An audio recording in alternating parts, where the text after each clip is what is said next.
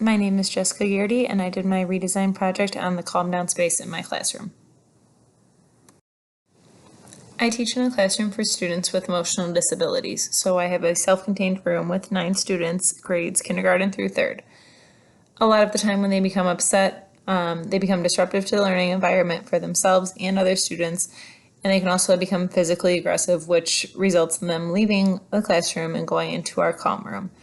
However, our calm room currently is basically an empty classroom between the two special education rooms. So it doesn't really give students a way to help calm down, but they do end up losing academic learning time and being separated from their peers. I started the year with a calm down space in my room. However, I only had 5 students, so space-wise, I was able to give them privacy and an area to calm down.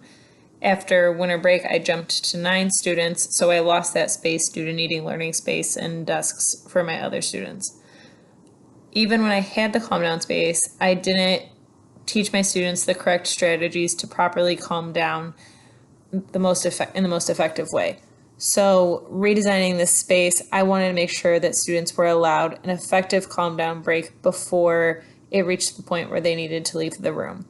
I also wanted to make sure to be proactive about this, so not waiting until students were already at their breaking point or when they were already so upset that we couldn't get them back in, but instead, if you're a little anxious or having some anxiety or frustration, take a step back, go to the calm down space, effectively use it, and then return to the learning environment. Ultimately, my goal is for students to be able to individually go to their calm down space when they're frustrated, anxious, or upset, and use this space independently without teacher help. It's important for them to stay in the classroom so that they're still able to absorb some of the academics instead of leaving the space entirely and also re-entering the room. I've noticed that when my students need to leave the room and they come back in, a lot of other students more so recognize that they were upset or physically aggressive and had trouble calming down. But if they're in the room, they don't necessarily think that they were so frustrated that they had to leave, and it's not noticed as a negative thing. Instead, if they're in the classroom still, they don't kind of have that negative connotation along with it. In order to create this calm down space, I really wanted to gather my students' input. What helps you calm down? Where do you want to calm down? How do you want to calm down? Anything that I could get from them, I wanted to know to ultimately make this their space and make sure that they were utilizing it to the best of their ability. I wanted to make sure that I constantly reinforce them, so if they are upset, if they're becoming frustrated, go ahead and go to that space. I didn't want to just put down a beanbag and some sensory items and say, go to the calm down space, take 3 minutes and come back. I wanted them to make sure that they knew what to do back there, how to calm down, make sure it was an organized space, and that it was structured. In order to individualize this for all my students based on their needs, I gave them a survey to go through what helps them calm down and to really get a better understanding of them. Some students want to be distracted, some students want just silence, some students need to work on deep breathing. They all had a variety of answers. So I gave them multiple options of items that would help them calm down.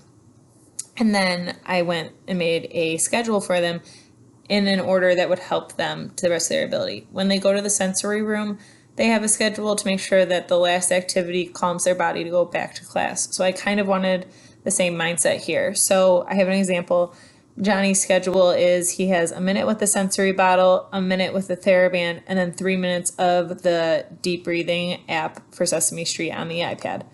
So he was able to record himself doing this, so he could either watch the video of himself doing it and follow along, or he could use a timer and set 1 minute playing with sensory bottle, then 1 minute with the TheraBand, and then 3 minutes doing the breathing app. This really helped him personally and make sure that he was getting what he needed, and it was the same thing every time he went back there. Instead of a student going back there and being overwhelmed by all the options, he was able to take the time and do the same routine every single time, so he knew what was expected of him. I also wanted to be aware of the time, so it wasn't just go back there till you're calm, but these are the things that help you get calm. Let's do them in this order. When you're done, you're ready to come back. Although problem-based learning that we talked about in my group was more about academics, it definitely influenced me during this redesign.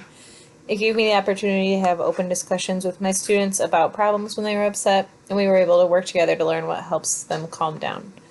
It was a really unique opportunity for my students and myself to work together to learn what worked best for them. All of my students have functional and behavior goals in their IEPs, so behaviorism has definitely always influenced my thoughts in my room.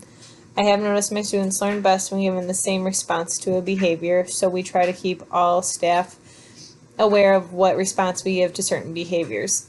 This also helped me decide to have a schedule for students while in the calm space. I wanted them to have the same routine every time so they were able to know what to expect when they went over there and how to fully calm down.